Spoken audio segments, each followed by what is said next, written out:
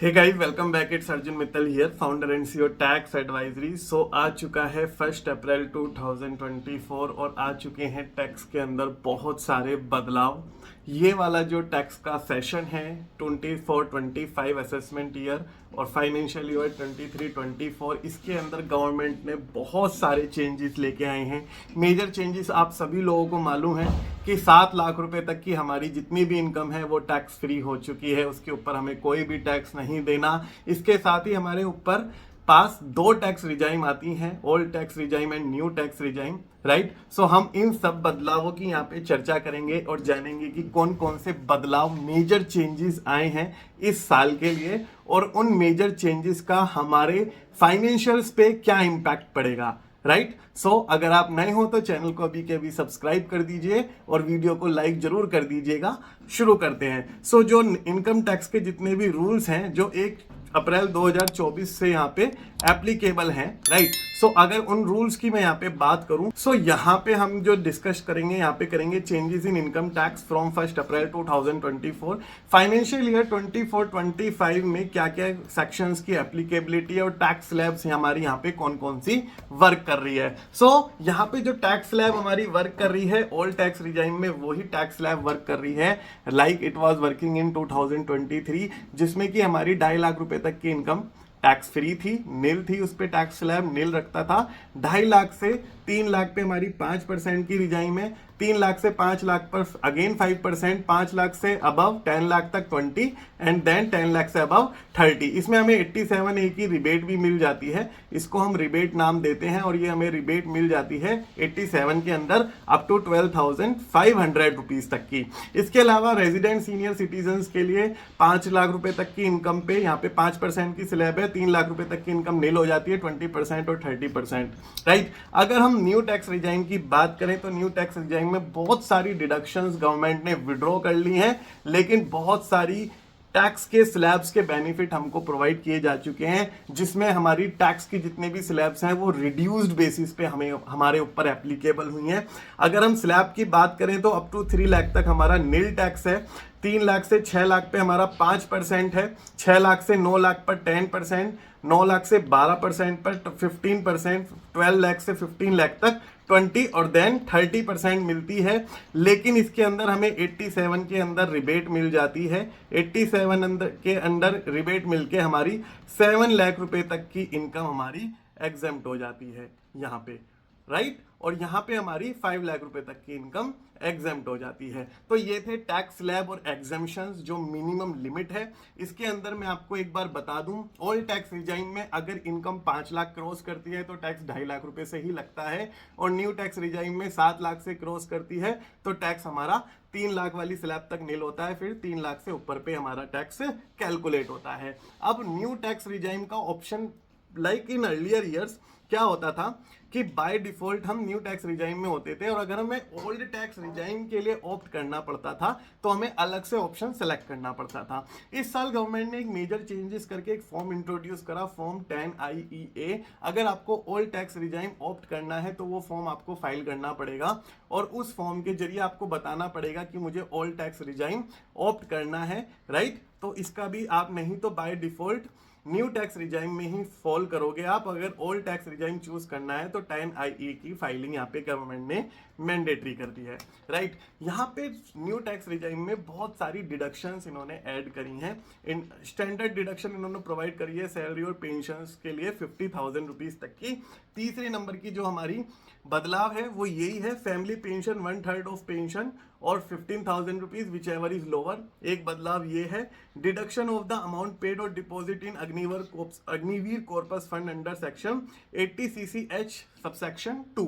तो ये डिडक्शंस इन्होंने नई ऐड करी हैं न्यू टैक्स रिजाइम में, राइट। सो ये डिडक्शन ओल्ड टैक्स रिजाइम में भी कॉर्पस फंड वाली एडिड है, एप्लीकेबल है। रिलैक्सेशन इन डिमांड नोटिस से जो चौथा मेन बदलाव है, ये मेन बदलाव है एक रिलैक्सेशन हुआ है डिमांड नोटिस में। इनकम टैक्स ने एक मेजर अनाउंसमेंट करते हुए जितने भी इनकम टैक्स के नोटिस हैं up to 25,000 rupees for the period up to 2009-10 उसको माफ कर दिया है, राइट। सो अगर मैं बात करूं कि किसी का सपोज करो 8-9 का केस पेंडिंग है इनकम टैक्स में, राइट, और उसका जो केस है वो टैक्स उस पर 25,000 रुपए का लग रहा है, तो गवर्नमेंट ने उसको विड्रॉ कर लिया है, उसको माफ कर दिया है। इसके अलावा अगर आपका कोई भी इनकम टैक्स का केस पेंडिंग है जिसकी अमाउंट पहुंच रही है 10,000 रुपए और वो 14-15 से पहले का है, तो वो भी यहाँ पे एग्जाम्प्ट हो गया है, विड्रॉ हो गया है, राइट। इससे 1 करोड़ लोगों को बहुत ज्यादा डायरेक्टली फर्क पड़ने वाला है और उनको इनकम टैक्स डिपार्टमेंट में अपना केस रिजोल्व कराने के लिए नहीं जाना पड़ेगा, उनका केस ऑटोमेटिकली रिजोल्व हो जाएगा। सो ये था चौथा मेन बदलाव। हम बात करते हैं पांचवें मेन बदलाव में, जिसको लीव इनकैशमेंट की लिमिट है वो गवर्नमेंट की तरफ से इंक्रीज की जा चुकी है।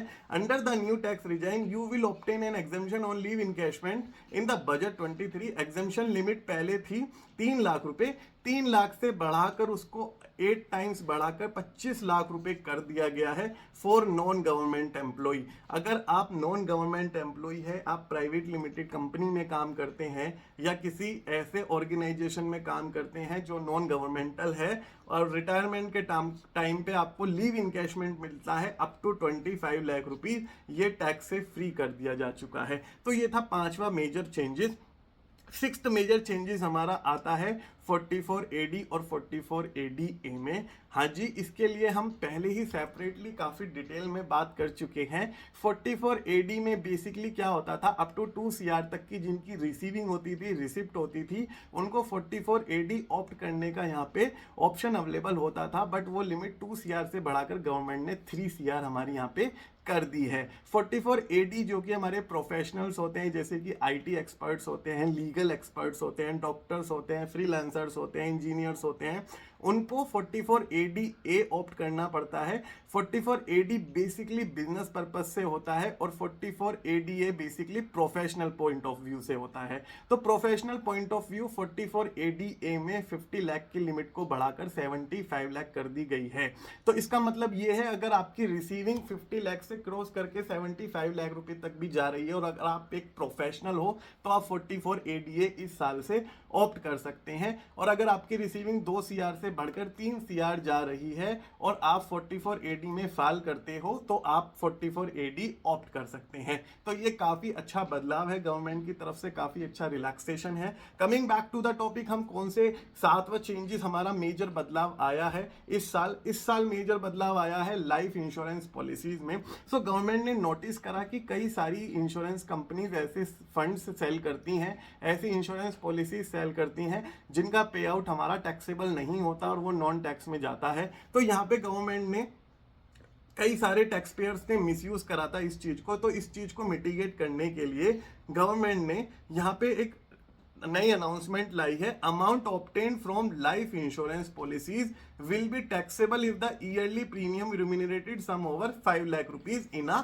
ईयर। अगर आपका प्रीमियम 5 लाख रुपए से ज्यादा का है एक साल में, तो उसकी जितनी भी प्रोसीड्स होगी इंश्योरेंस की, उस टर्म इंश्योरेंस की कोई सी भी वो पॉलिसी होगी, वो टैक्सेबल हो जाएगी, राइट। ये यूलिप के ऊपर एप्लीकेबल नहीं होता। जितनी भी हमारी टर्म्स पॉलिसी होती हैं और जितनी भी तरीके की आपकी टैक्स सेविंग वगैरह पॉलिसीज होती हैं, सबके ऊपर एप्लीकेबल है। इसके लिए टैक्स कंसल्टेंट से आप एक्सपर्ट्स की हेल्प जरूर ले लीजिएगा before filing income tax return. जो 8वां मेजर बदलाव है वो है MSME की 45 डेज की पेमेंट, वो भी 1 अप्रैल 2024 से एप्लीकेबल हो चुकी है। अगर आपके क्रेडिटर ने पेमेंट रिसीव नहीं करी within the financial year of 45 days, then purchase will be disallowed under tax audit और ITR 3 फाइलिंग। इसको मैं अच्छे से डिटेल में बता चुका हूं। 45 डेज का पेमेंट का रूल क्या है, इसको लिंक आपको आई बटन में मिल जाएगा, आप एक बार चेकआउट जरूर कर लीजिएगा, राइट। लिंक मैं डिस्क्रिप्शन बॉक्स में भी दे दूंगा।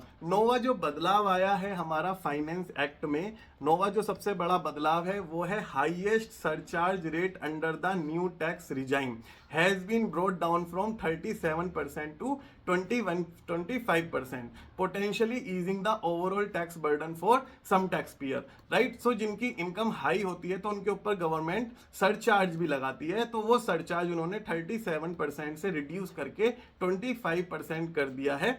This reduced surcharge rate is valid only for those taxpayer who choose the new tax regime and have an income exceeding 5 CR rupees, right? 50 lakh से ऊपर गवर्नमेंट सरचार्ज एप्लीकेबल करती है, 1 CR की भी लिमिट है, राइट। लेकिन जिनकी 5 CR से ऊपर की इनकम है उन पे पहले सरचार्ज 37% लगता था, लेकिन उसे रिड्यूस करके गवर्नमेंट ने 25% कर दिया है। इन सब चेंजेस को गवर्नमेंट ने अनाउंस करा है। अगर इससे रिलेटेड आपको कंसल्टेशन चाहिए तो आपको वीडियो के लिंक में कॉन्टैक्ट अस का फॉर्म मिलेगा, आप हमसे कॉन्टैक्ट कर सकते हैं, अपनी क्वेरी लिख सकते हैं, वहां फॉर्म भर सकते हैं। इसके अलावा अगर आपको हमसे टैक्स फाइलिंग सर्विसेज चाहिए, टैक्स ऑडिटिंग सर्विसेज चाहिए, इसके अलावा आपको लीगल कंसल्टेशन चाहिए, किसी तरीके का startup related consultancy, trademark licence certification, any type of legal services, तो हमारी कंपनी का नंबर यहाँ पे गिवन है, आप इस नंबर पे कॉल करके कनेक्ट कर सकते हैं मेरी टीम से। मेरे से रीच आउट करना है तो इस टीम से कॉल करके आप कॉल शेड्यूल कर सकते हैं मेरे साथ।